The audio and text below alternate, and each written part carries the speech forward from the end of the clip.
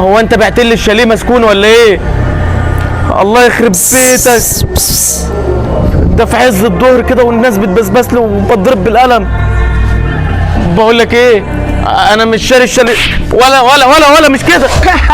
يا ابن اللعيبه يا مصطفى على شويه الاقلام اللي عطيتهم له. ده لسه بدري يا عبد، ده اللي جاي اقوى من كده. ماشي يلا بينا. مصطفى وعبد اخروا ما جوش لحد دلوقتي. مصطفى امك عماله تدور علينا، تيجي نهزر معاها ناخد منها الشنطه. لا يا عبد انت عارف ضرب امك غابت. يا عم ما تخافش، احنا نهزر معاها هزار خفيف، هناخد منها الشنطه بس. يا عم طب تعالى. يا البس السلسله. ثانية مش لازم تعمل ليه؟ يا عم خلص يا عم. بس هقعد بقى انا اتفرج ومصطفى بيهزر مع عمه.